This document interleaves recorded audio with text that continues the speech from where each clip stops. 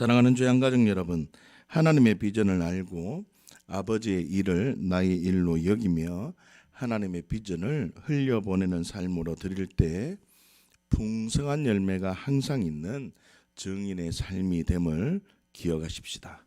이번 주간 내 삶을 인도하실 말씀은 다니엘 9장 23절 말씀입니다. 오늘 말씀을 다시 한번 읽어보십시다. 시작.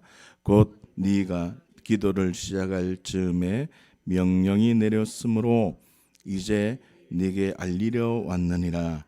너는 크게 은총을 입은 자라. 그런즉 너는 이 일을 생각하고 그 환상을 깨달을지니라. 아멘. 여러분, 첫 번째로 본문을 보시면 다니엘이 기도를 시작할 즈음에 어떤 일이 일어났습니까? 말씀을 보시면 명령이 내려졌다고 선언하고 있습니다.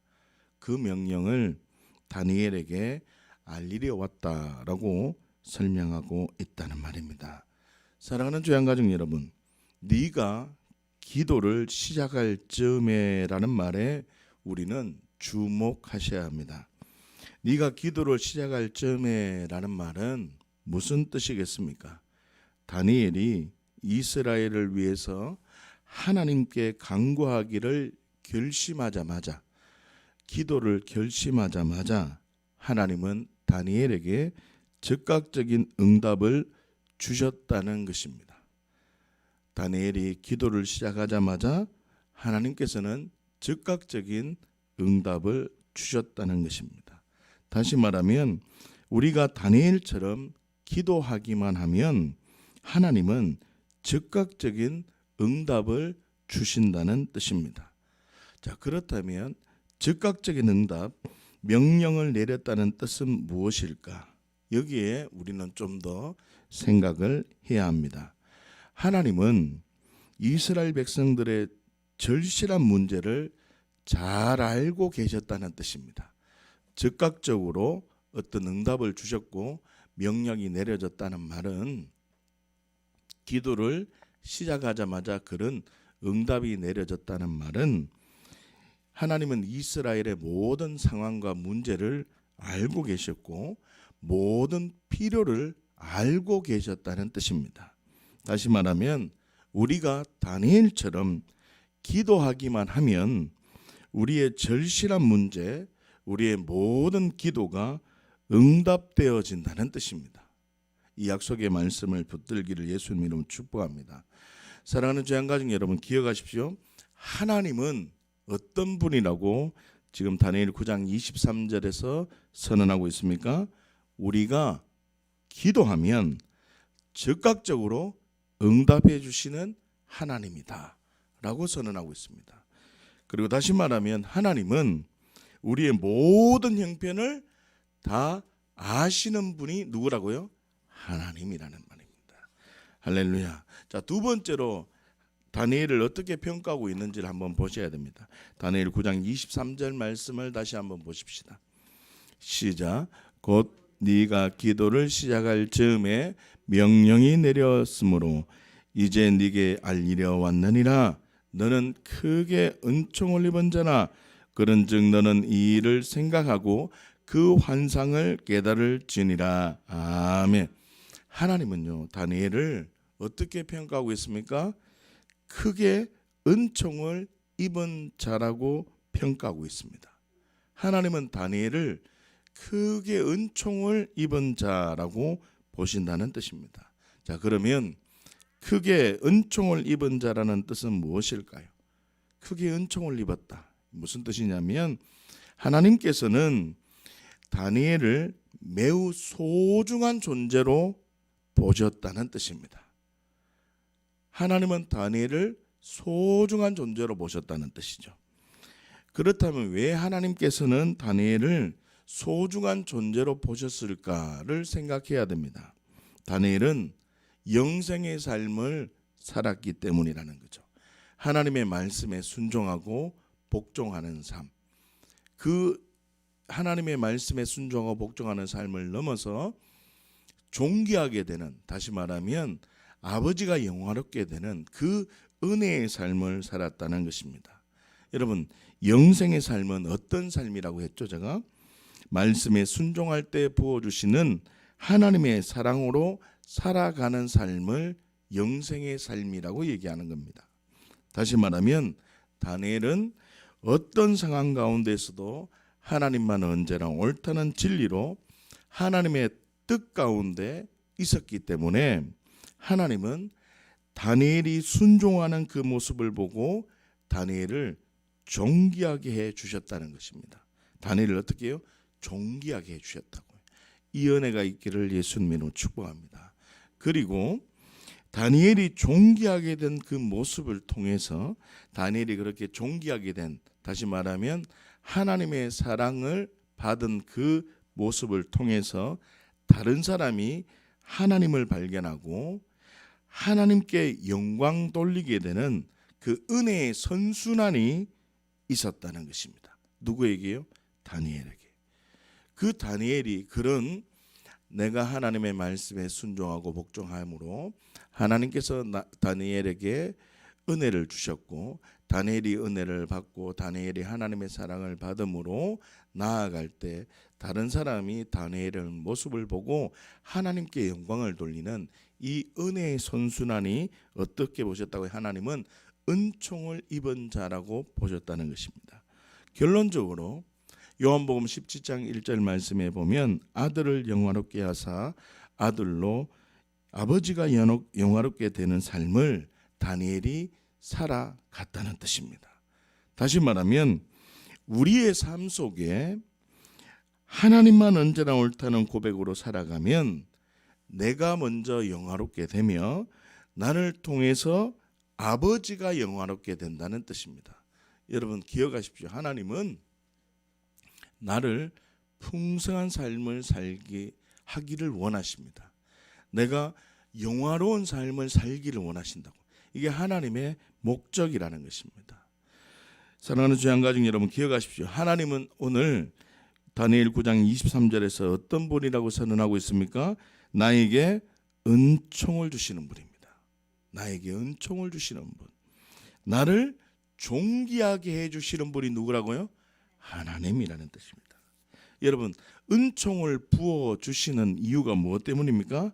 나를 영화롭게 해서 나를 통해서 아버지가 영화롭게 되기를 원하는 이 은혜의 선순환, 복음의 선순환이 우리의 삶 속에 계속 이루어지기를 원한다는 것입니다. 할렐루야. 자, 그러면 다니엘은 그렇게 삶을 존귀하게 은총을 받은 삶으로 살아가기 위해서 어떻게 반응했느냐를 우리가 주목해야 됩니다. 다시요. 많은 사람들은 내가 기도할 즈음에 다니엘처럼 응답이 내려오는 이런 은혜를 사모합니다. 하나님은 누구냐가 중요한 것이 아니라 하나님의 사람은 반드시 기도에 응답해 주십니다. 그리고 하나님은 우리를 존귀하게 해 주십니다. 할렐루야. 그런데 그런 다니엘과 같은 복을 누리기 위해서는 다니엘과 같은 영생의 삶을 살아야 한다는 말입니다. 그런데 대부분의 사람은 다니엘이 영생의 삶을 살았다는 것은 놓쳐버리고 기도에 집중해 버리거나 어떤 사람은 말씀에 집중하지만 기도하지 않는 이런 균형이 깨어져 버린 삶을 살아간다는 뜻입니다. 오늘 말씀을 통해서 하나님께서는 우리에게 기도에 응답해 주기를 원하시고 하나님께서는 우리에게 우리의 삶 가운데 풍성한 삶, 은총을 주시는 그 삶을 주시는 그 하나님이 경험되기 위해서 다니엘이 어떻게 했는지를 우리가 함께 생각해보고 믿음으로 반응하는 시간이 되시기를 바랍니다. 자, 다니엘서 9장 1절 말씀을 함께 보십시다. 구약성경 다니엘 9장 1절 말씀입니다.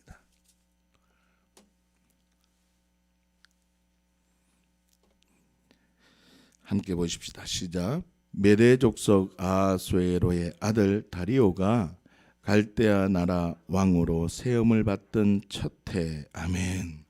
자, 오늘 말씀해 보면 다리오가 왕이 되었다고 얘기를 하고 있습니다. 이 말은 무슨 뜻이냐면 그 시대에 국제 정세가 지금 나라의 정세가 안 좋은 상황이었다는 뜻입니다. 나라가 시끄러울 수 있는 상황이었다는 것입니다. 지금 새로운 왕이 세워졌다는 의미는 무엇이냐면 다니엘이 살고 있는 시기가 정치적으로 굉장히 혼란스러울 때라는 것입니다. 자, 우리가 삶을 살아가다 보면 어려운 상황이 있을 수 있습니다. 우리가 삶을 살아가면 어려운 힘든 상황과 이해할 수 없는 어려움이 생길 수 있다는 것입니다. 이럴 때 다니엘이 1절 말씀에 이 다리오 왕이 되어지는 정치적으로 어려운 이 상황에 다니엘이 어떻게 행동했는지를 우리가 생각해 보아야 한다는 거죠. 많은 믿음 없는 사람들은 이 혼란스러울 때 상황에 흔들리거나 현상의 마음이 빼앗겨져 버린다는 뜻입니다. 그렇지만 믿음의 사람은 어떻게 행동할까요? 다니엘 9장 2절 말씀을 함께 보십시다. 시작. 곧 그 통치 원년에 나 다니엘이 책을 통해 여호와께서 말씀으로 선지자 이사야 예레미야에게 알려주신 그 연수를 깨달았나니 곧 예루살렘의 황폐함이 70년 만에 그치리라 하신 것이니라. 아멘. 자, 보세요. 다니엘은 이 혼란스러울 때 무엇을 했다는 겁니까? 하나님의 말씀을 묵상했다는 뜻입니다. 이게 믿음의 사람의 특징입니다. 다니엘은 혼란스러울 때 하나님의 말씀을 통해서 깨달음이 있었다는 뜻입니다. 말씀을 통해서 내 삶 속에 하나님이 무엇을 얘기해 주고 싶은지에 집중했다는 뜻입니다. 여러분, 기도가 먼저가 아니라 말씀을 먼저 보았다는 뜻입니다. 그렇다면 말씀을 통해서 무엇을 깨달았다는 것입니까? 2절 말씀에 보시면 맨 마지막에 이렇게 되어져 있죠. 예루살렘의 황폐함이 70년 만에 그치리라 라는 말씀을 들었다는 뜻입니다. 자, 이게 무슨 뜻입니까? 이스라엘 민족이 비참하게 바벨론 포로로 끌려왔는지, 그리고 왜 그렇게 끌려왔는지, 얼마 후에 포로 생활이 끝날 것이라는 이런 깨달음이 왔다는 것입니다. 그래, 맞네.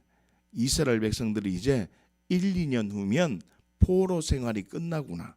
지금 다니엘의 지금 나이가 거의 70이 넘긴 상황입니다. 왜냐하면 어릴 때 끌려와서 환관장이 되었기 때문에 그 이제 다리오 왕이 되는 첫 때면 그 이제 70세, 60세 후반 될 쯤입니다. 왜냐하면 이스라엘이 해방되는 그 70년에 거의 다 맞춰졌기 때문이라는 거죠. 그런데 이 말씀을 보면서 어떻게 깨닫냐면, 아, 그래, 맞아. 우리가 비참하게 끌려왔지. 그래, 맞아. 우리의 포로 생활이 끝나는구나. 이렇게 말씀을 깨달았다는 뜻입니다. 여러분 기억하십시오. 믿음의 사람은 말씀을 통해서 위로받는다는 뜻입니다. 나의 위로는 말씀이 기준이 되고 말씀에 의해서 내 삶이 힘을 얻고 소망을 받으며 말씀이 내 삶을 인도하기 때문에 말씀이 나의 그림이 되는 것입니다. 말씀이 내 삶을 인도하도록 나는 맡겨버린다는 뜻입니다. 말씀을 통해서 어떤 삶을 살아야 할지 말씀을 통해서 나는 준비한다는 뜻입니다. 다시 보세요. 말씀을 통해서 위로를 받고 말씀을 통해서 내가 인도함을 받기로 결정을 하고 그 말씀을 내가 통해서 인도함을 받기로 결정했기 때문에 내가 어떤 삶을 살아야 할지 준비한다는 겁니다. 준비했으면 말씀을 통해서 어떤 사람이 살아야 될지 결단하며 살아간다는 뜻입니다. 할렐루야. 말씀이 내 삶이 되고 말씀이 내 목적이 되고 말씀의 인도하심을 받으면 반드시 내 삶 속에 말씀이 풀어지는 그 은혜를 경험하게 될 것입니다. 자, 그렇다면요, 믿음의 사람은 말씀에 어떻게 반응하느냐가 중요합니다. 자, 지금까지는 많은 사람들이 하나님의 말씀에 집중해야지, 그러면 아는 얘기입니다. 위기 상황이고 어려울 때 하나님의 말씀에 주목해야 됩니다라고 하면 다 아는 얘기입니다. 그러나 하나님의 말씀을 보고 그 말씀에 어떻게 반응해야 되는지는 잘 훈련되지 않았기 때문에 이것을 잘 받아들이기가 힘들다는 것입니다. 자, 그러면 다니엘은, 믿음의 사람은 말씀에 어떻게 반응했는지를 보십시다. 3절에서 4절 말씀인데요, 함께 한번 보십시다. 시작. 내가 금식하며 간구하기를 결심하고 내 하나님 여호와께 기도하며 자복하여 이르기를, 그거 크시고 두려워할 주 하나님, 주를 사랑하고 주의 계명을 지키는 자를 위하여 언약을 지키시고 그에게 인자를 베푸시는 이시여. 아멘. 지금 다니엘이 예레미야 말씀을 읽고는 다니엘이 지금 어떻게 행동하고 있습니까? 내가 금식하며 베옷을 입고 죄를 덮어쓰고 주 하나님께 기도하며 간구하기로 결단했다는 것입니다. 지금 무슨 뜻입니까? 깨달은 말씀을 통해서 기도하는 삶을 살았다는 것입니다. 자, 말씀을 읽어요. 말씀에 대한 깨달음이 왔어요. 그러면 그리스도인은, 믿음의 사람은 어떤 삶을 부르시냐면 기도하는 삶을 하나님은 초청하신다는 겁니다. 그러면 우리가 내가 기도할 때 하나님의 응답이 떨어지거나 하나님께서 나를 은총을 입은 자라고 여기시는 그 흐름에 들어가기 위해서는 나는 첫 번째 말씀을 읽어야 돼요. 두 번째, 나는 뭘 해야 된다고요? 기도해야 된다고.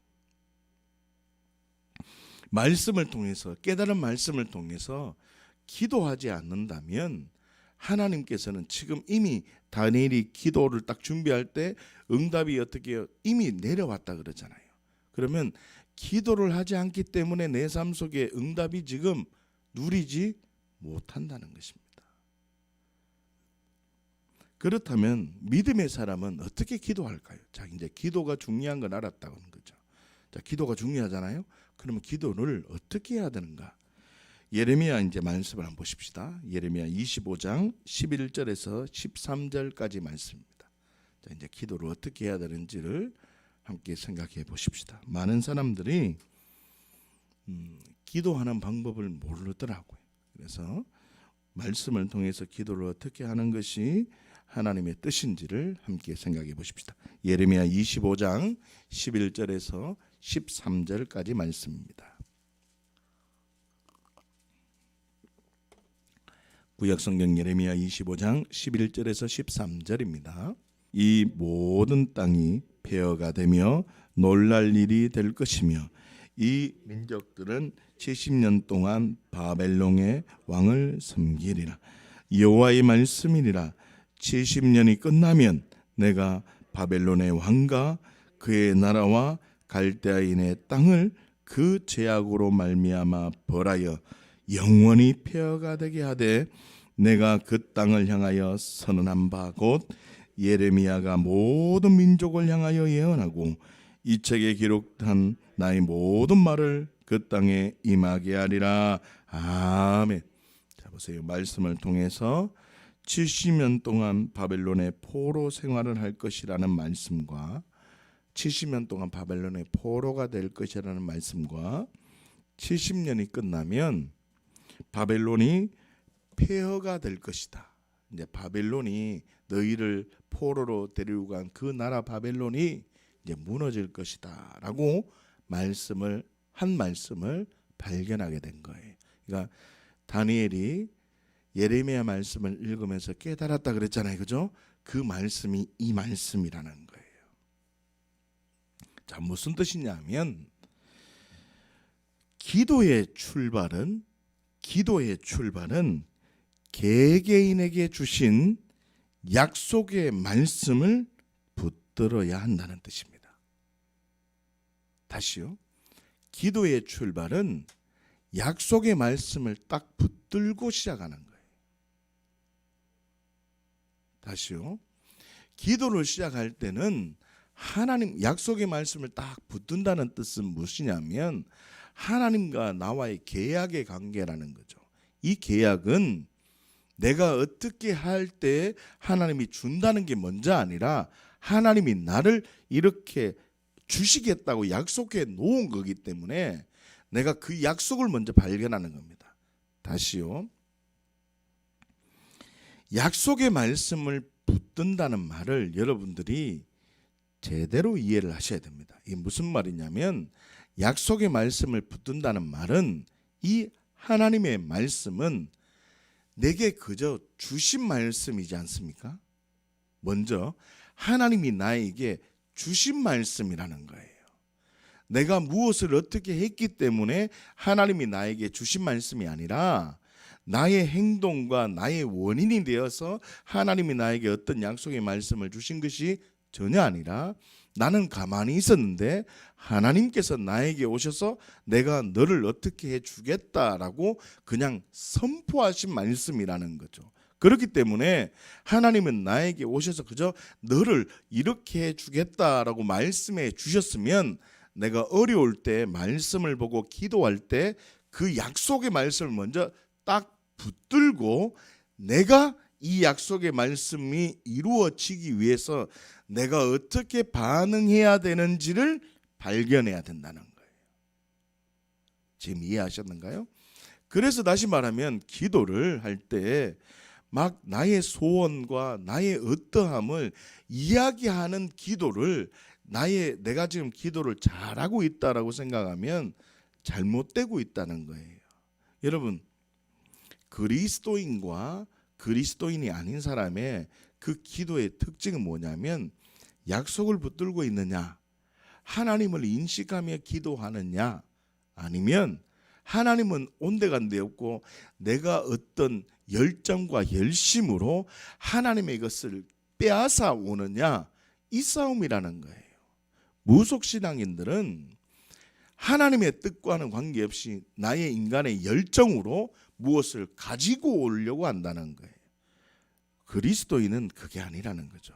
그리스도인은 하나님께서 나를 어떻게 해주시겠다는 약속의 말씀을 딱 붙들고 그 약속의 말씀으로 내가 어떻게 반응하기를 원하시는지, 내가 어떻게 행동해야 되고 그 말씀을 이루기 위해서 내가 어떤 결단을 해야 되는지를 기도하며 생각한다는 것입니다. 다시요. 사랑하는 주양가족 여러분, 기도는 양이 중요한 것이 아니라는 걸 꼭 기억하셔야 됩니다.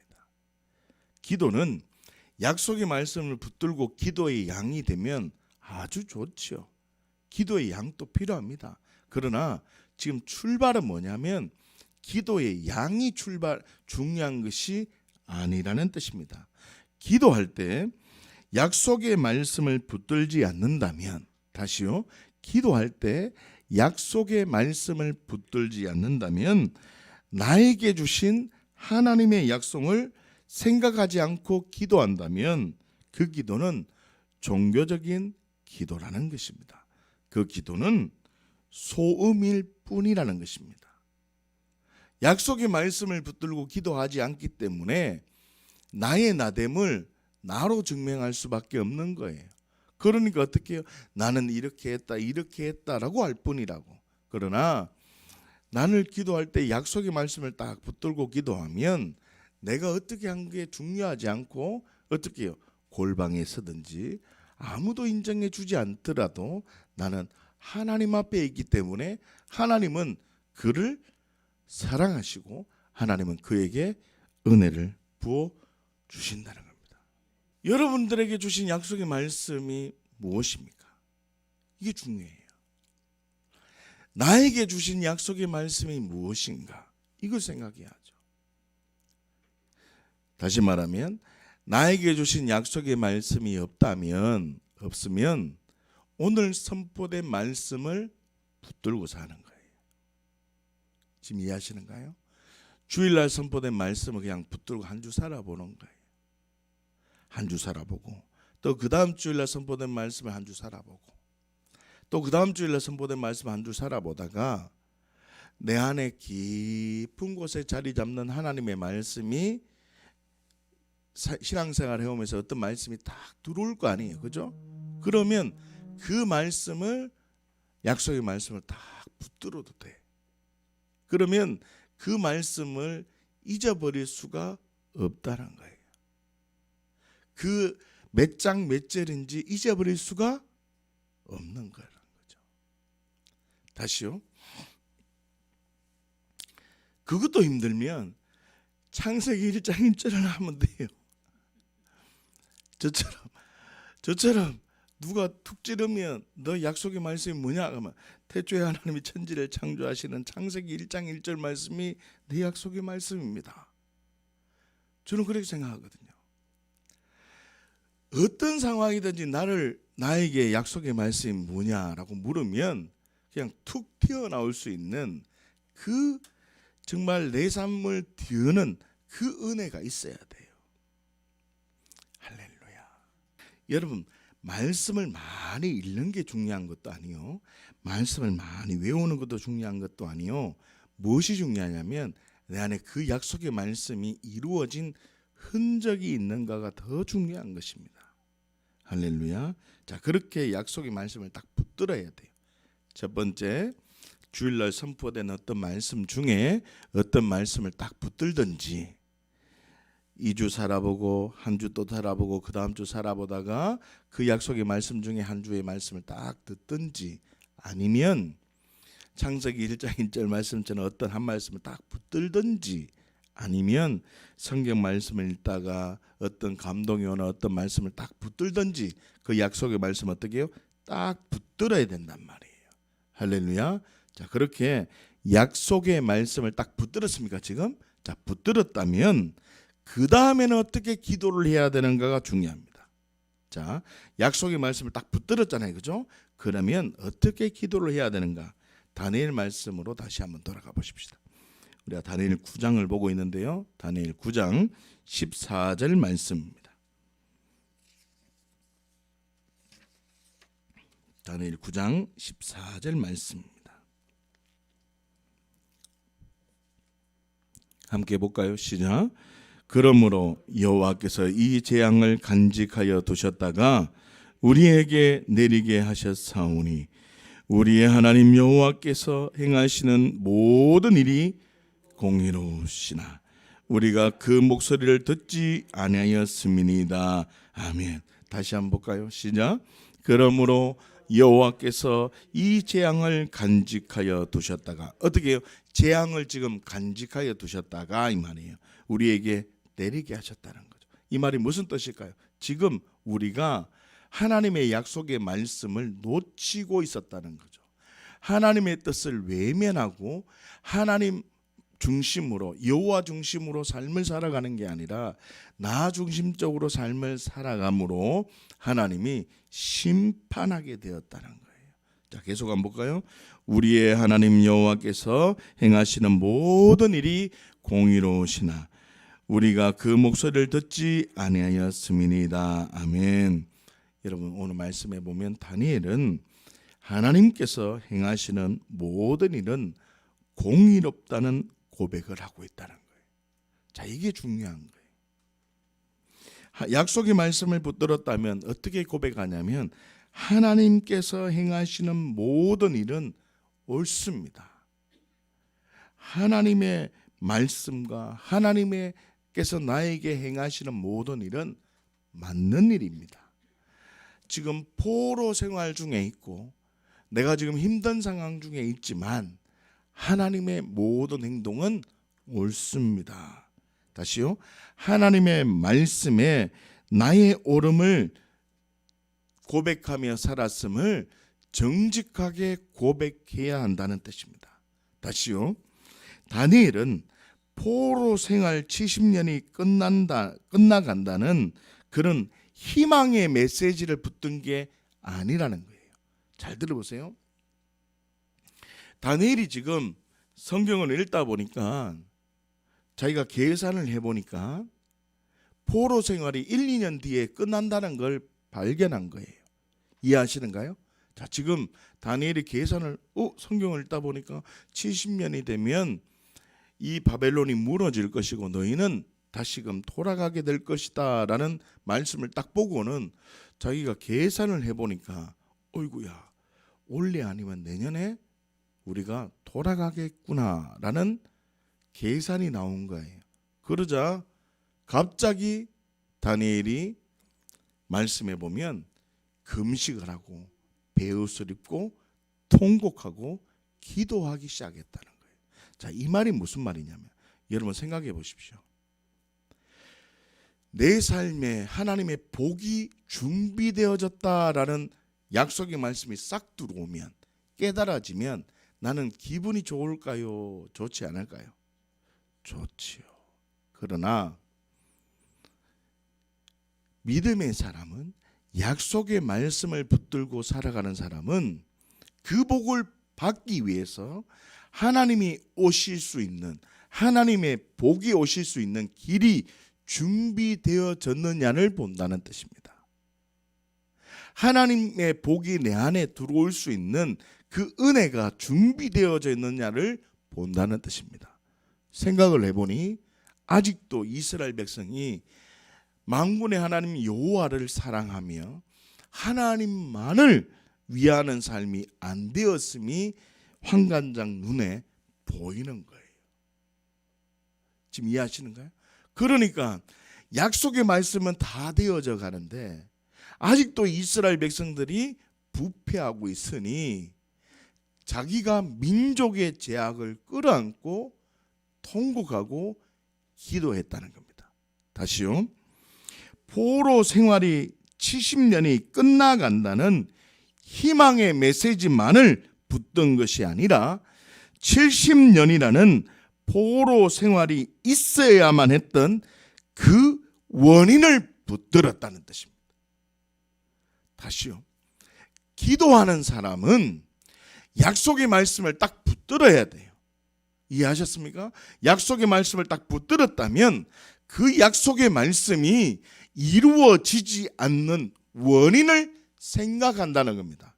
다시요. 이 말이 뭐냐면 그 원인을 환경 탓하지 않고, 그 원인을 다른 사람 탓하지 않고, 그 원인을 나 자신에게 본다는 겁니다. 이게 기도의 사람이라는 거예요. 가만히 생각해 보십시오. 다니엘이 예레미야 성경을 읽고 있다가 포로 생활이 끝나간다는 것을 발견했다면 저 같으면요 기뻐 뛰며 춤을 추는 겁니다. 그런데 다니엘이 금식하며 기도했다는 것은 원인을 모르는 포로 생활은 또 다른 징계가 있을 수 있기 때문에, 또 다른 징계가 있을 수 있기 때문에 문제가 해결되는 것보다 그 원인에, 그 문제의 원인을 붙들고 원인에 집중했다는 뜻입니다. 그렇다면 우리가 기도할 때 약속의 말씀을 딱 붙들었다면 우리는 어떻게 반응해야 된다는 거죠? 하나님, 이 약속의 말씀이 이루어지지 않는 그 원인이 무엇일까요? 이 약속의 말씀이 이루어지지 않는 그 이유가 무엇입니까? 그 생각을 하며 하나님께서 만약 방언의 은사를 주셨다면 방언을 하다 보면 생각은 그 약속의 말씀을 붙들고 마음으로 중심으로 하나님, 그 약속의 말씀이 풀어지지 않는 그 이유가, 나의 원인이 무엇입니까? 라고 기도하기 시작하면 하나님께서 특별히 방언의 은사를 주셔서 방언으로 기도하다 보면 생각나기도 하고, 어떤 이는 환상이 보이기도 하고, 어떤 이는 말씀으로 깨달아지는 은혜가 있으면 그거를 통해서 하나님이 나와 함께 하시는구나, 하나님이 지금 나와 함께 하시는구나, 이 비밀을 깨닫고 하나님 오름에 반응하며 살아간다는 겁니다. 그러면요, 하나님은 우리의 삶 속에 응답을 부어주신다는 겁니다. 이번 주간에 정말 기도할 때 하나님의 크신 은혜가 되어지는 귀한 은혜가 있기를 예수님으로 축복합니다. 자, 무슨 뜻이냐면요, 약속의 말씀을 붙들고 기도할 때 나 자신의 근본적인 문제를 발견해야 한다는 겁니다. 제가 시간상 다 얘기하지 못하지만 예레미야 말씀에 보면 이렇게 되어져 있어요. 야, 내가 지금 시드기야 왕 때 너희를 포로로 끌려가게 하는 이유는 뭐냐 하면 너희가 노비들을 풀어주지 않았다. 너희 땅을 6년이 되면 7년 때 좀 쉬게 해줘야 되는데 쉬게 하지도 않았다는 거예요. 그래서 너희 마음속에 하나님을 경외하는 마음이 없었기 때문에 그런 행동을 했다는 거예요. 그런 말씀의 정황을 보면. 그렇기 때문에 너희는 포로기로 들어가야 된다라고 얘기를 하는 거예요. 하나님을 경외하는 마음이 없었기 때문에. 그런데 다니엘이 이 말씀을 보고 깨달으니까 아직도 이스라엘 백성들의 마음속에는 하나님을 경외하는 마음이 없는 거예요. 여러분 보세요. 지금 다니엘서 9장 1절부터 계속해서 말씀을 보면 다니엘이 어떻게 기도하냐면 나와는 전혀 관계없는 얘기예요. 잘 보세요. 다니엘은 어릴 때에 바벨론으로 끌려왔던 애예요. 청소년기에. 지금 이해하시는가요? 청소년기에 끌려왔다면 다니엘이 뭔 죄를 지었겠습니까? 다니엘이 뭐 노비를 돕겠습니까? 다니엘이 뭐 땅을 경작했겠습니까? 그렇지 않잖아요.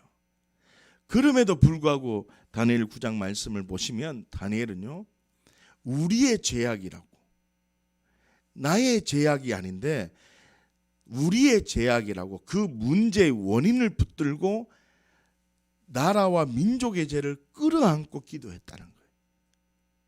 다시요, 이거를 잘못 이해하면 나와는 관계없는 모든 죄를 끌어안고 내 것으로 안고 기도해야 된다고 생각하면 안 돼요. 그게 아니라 지금 이 말씀은 우리의 삶 속에 어떤 문제가 발생되어지면 약속의 말씀을 먼저 붙들고 그 약속의 말씀을 붙들고 생각할 때 나 자신의 근본적인 문제가 무엇인지를 생각하는 게 중요하다고. 그러나 다니엘은 민족적 계시가 풀어졌고 반응되어졌기 때문에 민족의 죄악을 끌어안고 기도했는 것뿐이라는 거예요. 할렐루야. 그러면 우리의 삶 속에 이루어지는 것이라면 약속의 말씀이 이루어지지 않는 그 이유를 나의 문제로 끌어안고 기도해야 된다는 거예요. 지금 이해하십니까? 조금 이따 우리가 기도할 때 우리는 기도를 너무 정신없이 기도하는 게 문제라는 거예요. 지금 이 말씀을 들으면서 여러분들은 생각하셔야 돼요. 아, 지금 하나님께서 나에게 주신 약속의 말씀은 무엇인가? 그래, 내가 지금 평생을 살아가면서 주님 예수님을 믿고 그리스도로 고백하며 살아가는 삶 속에 내게 주신 약속의 말씀이 무엇인가? 이걸 빨리 진리로 딱 결론 내려야 돼요. 지금 생각해 놓으셨어요? 나에게 주신 약속의 말씀을 생각해 놓으셔야 돼요. 그 약속의 말씀이 생각나면 말씀을 딱 펴 놓으셔야 돼요. 이제 기도할 거예요, 지금 이제. 자, 이제 약속의 말씀 딱 펴 놓아 보세요. 자기 성경책을 펴 놓으세요. 이제 성경 안 찾을 거니까 약속의 말씀을 딱 펴 놓으세요.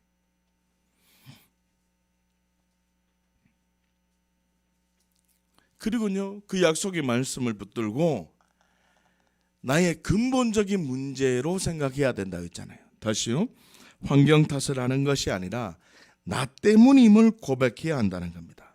잘 들어보십시오. 잘 들어보세요. 나 때문이다, 내가 죄인이다, 이런 말을 원하는 게 아니에요. 하나님은. 자, 보세요. 이런 말이에요. 무슨 일만 생기면 아유, 내가 잘못해서 그렇죠, 내가 죄인, 내가 뭐 부덕해서 그렇죠, 그런 게 아니란 말이에요. 지금 잘 들으세요. 잘 들으세요. 어떤 문제가 생겨지면 아이고, 내가 잘못해서 그렇지요 라고 생각하면 안 된다는 말이에요. 그 말이 아니라 근본적인 그 문제, 아이고 내가 잘못해서 그래요. 아이고 내가 뭐 이 상황에서 잘못해서 그래요라고 말하는 게 아니라 무엇을 잘못했는지를 알아야 된단 말이에요. 할렐루야. 그래야지만 다음에 이런 일이 발생하지 않아요. 다시요. 기도할 때 아이고 내가 죄인입니다. 내가 잘못해서 그렇습니다. 라는 게 아니라 무엇을 잘못했는지를 생각해야 된다고요. 근본적인 문제를 내가 생각해야 된다는 거예요. 자, 이것은 사람마다 달라요. 그리고 남녀의 차이가 있어요. 자, 여자들이 이래요. 남자들이 무슨 일이 내가 뭐 잘못했는 것 같다라고 말을 해. 그러면 여성들의 특징 뭘 잘못했는데 이래 묻잖아요. 그렇지 않습니까? 뭐 여성분들이 무엇을 이렇게 뭐 이래 머리를 하거나 옷을 다리하거나 뭘 다르게 해가 왔어. 그런데 보면 야, 뭐 다른 애가 뭐가 다른데, 근데 그 다른 걸 얘기 안 하면 마음이 어려워지잖아요. 똑같아요. 다시요. 그 사람의 특성 때문에 그럴 수 있지만 하나님과의 관계 속에는 그 원인을 찾아야 된단 말이에요. 기도하면서. 다시요. 나 때문입니다. 내가 죄인입니다. 아유, 내가 뭐 잘못해서 그렇지요. 이런 말을 하는 것이 중요하다, 중요하지 않다. 중요하지 않단 말이에요. 분명히 제가 얘기했어요. 중요하지 않다고. 뭐가 중요하냐면 이게 무엇 때문에 이런 일이 생겼습니다 라고 하는 것을 발견하는 게 중요하다는 거예요. 그래서 근본적인 문제를 나로부터 출발해서 찾아내야 한다는 거예요. 그러면 하나님께서는 은혜를 주신단 말이에요. 근본적인 문제를 찾아내기 시작하면 이 사람은요, 그 다음에 이어지는 것은 뭐냐면 십자가를 발견하게 돼요. 그 사람 죽었다는 게 발견되어진다고. 근본적인 원인이 찾게 되어지면 그 사람 죽었다는 게 발견되어진다고. 자, 보세요. 이런 게 있어요. 자, 이 말을 여러분들이 이해를 할 때 기도가 깊어집니다. 잘 들어보세요. 자, 제가 예화를 들 테니까. 지금 스피커가 저 뒤에 여기 두 개가 있잖아요. 그죠? 그런데 요 앞에도 제가 들을 수 있는 스피커가 있어요.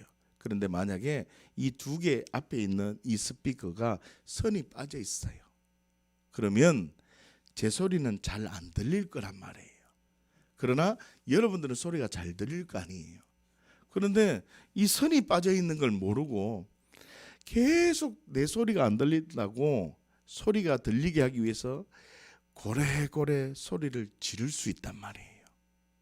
자, 그러면 소리를 막 지르지 말아야 되겠다는 것도 중요한 가치지만 원인은 어디에 있다는 거예요? 선이 빠져 있었는 거예요. 선만 꽂으면 소리가 자연스럽게 부드럽게 내 소리가 다 들리기 때문에 굳이 목소리를 올리지 않아도 되는 것과 똑같은 거예요. 다시요. 내가 삶을 살아가다가 어떤 문제가 발생되어지고 이해할 수 없는 상황이 연출되어지면 기도할 때 말씀을 먼저 생각하고 말씀을 붙들고 이 말씀에서 내가 하나님 이 상황인데 상황을 어떻게 해요? 보고만 하라 했잖아요. 자, 주보를 보세요. 주보를 보시면 결단의 시간에 보시면 상황을 어떻게 해라 그랬어요? 상황을 어떻게 해요? 보고하는 거예요. 상황을 딱 하나님께 하나님 이 상황이에요 라고 보고를 하고 그 다음에 약속의 말씀을 딱 붙든단 말이에요. 지금 이해하셨어요? 약속의 말씀을 생각하고 약속의 말씀을 딱 붙든 다음에 내가 그 약속의 말씀이 이루어지지 않는 그 원인을 남 탓, 환경 탓하지 말고 그 약속의 말씀이 이루어지지 않는 근본적인 나의 문제를 어떻게 해요? 생각하는 거예요. 근본적인 문제를. 그리고 하나님의 도우심을 구하는 거예요. 어떻게 구할까요? 그 원인을 발견하면 자동적으로 우리는 십자가가 생각나게 된다는 거예요. 십자가를 바라보고 그 사람 죽었음을 인정하고, 부활을 바라보며 나는 그 사람과 전혀 관계없는 새로운 피조물임을 생각하고 나 예수와 함께 한번 새롭게 살아가 보겠습니다. 그 사람 환경을 바꾸려 하는 것이 아니라 그 사람 미련한 사람이에요. 나를 바꾸기를 원하신다는 거예요. 그러면 하나님은 복을 주세요. 내가 변화되면 하나님은요 복을 주신다니까요. 그리고 마지막 보세요. 결단하고 계획을 세우는 거예요. 이 말이 뭐라고요? 내 탓임을 알고 내 문제의 원인을 발견하고 내가 어떻게 해야 되는지를 결단한단 말이에요. 그런 다음에 하나님의 일하심을 기대하며 하나님의 은혜를 구하며 살아가면 하나님은요 선한 길로 인도해 주십니다. 어떤 사람은 이 문제가 끝나는 것이 하나님의 선한 일인 수도 있어요. 지금 이해하십니까? 어떤 사람은 이 문제가 이제 해결되어지는 것이 하나님의 뜻일 수 있다는 거예요. 다시요. 이 컵 속에 물을 채우는 것이 하나님의 뜻일 수도 있고 이 컵에 물을 채우지 않는 것도 하나님의 뜻일 수 있다는 거예요. 그런데 우리는 이 컵에 물이 없으니까 물을 채워주세요라고만 생각한다는 거예요. 그러니 어떻게 해요? 환경 탓하고 불평하고 하나님의 약속을 하나님을 이용해 버린다는 뜻입니다. 사랑하는 죄인가족 여러분, 단순히 문제를 해결해 달라고 기도하는 삶이 아니라, 다시요, 단순히 문제를 해결해 달라고 기도하는 삶이 아니라 이 일이 무엇 때문일까? 다시요, 이 일이 무엇 때문에 이루어진 것일까? 그 원인을 찾고 뿌리를 해결해야 한다는 것입니다. 사랑하는 죄인가족 여러분, 첫째, 하나님은 어떤 분이십니까? 우리가 기도하면 즉각적으로 응답해 주시는 분이십니다. 할렐루야. 하나님은 두 번째로 어떤 분이십니까? 나에게 은총을 부어주시는 분이십니다. 내가 풍성한 열매가 항상 있는 삶을 살기를 원하십니다. 그렇다면 우리가 어떻게 반응해야 됩니까? 약속의 말씀을 붙들고 나 자신의 근본적인 문제를 발견해서 돌아서는 삶, 영생의 삶을 살아드린다면 크게 은총을 입는 삶, 풍성한 열매가 항상 있는 정인의 삶이 될 것입니다. 이번 주간 이 기도의 능력을 경험하는 죄인가족 모두가 되시기를 예수님의 이름으로 축복합니다. 이 사람 함께 한번 기도했으면 좋겠습니다. 먼저 약속의 말씀 한번 붙들어 보십시다. 성경책을 펴놓으시고 그 약속의 말씀 한번 묵상해 보십시오. 지금 그 약속의 말씀을 한번 읽어 보십시오. 그 약속의 말씀을 묵상해 보십시오. 여러분, 그 약속의 말씀을 굳게 붙들고 하나님 내게 주신 이 약속의 말씀, 나는 이 약속의 말씀을 믿습니다. 하나님 신실함을 믿습니다. 하나님 이 약속의 말씀, 하나님 모든 것이 변할지라도 하나님 말씀은 영원하고 변하지 않음을 나는 믿습니다. 하나님 이 약속의 말씀이 이루어지게 하여 주옵소서. 이 약속의 말씀 내 삶 속에 이루어지게 하여 주옵소서. 그 약속의 말씀만 붙들고 함께 기도하시겠습니다. 함께 기도하겠습니다. 오 하나님 아버지 감사합니다. 하나님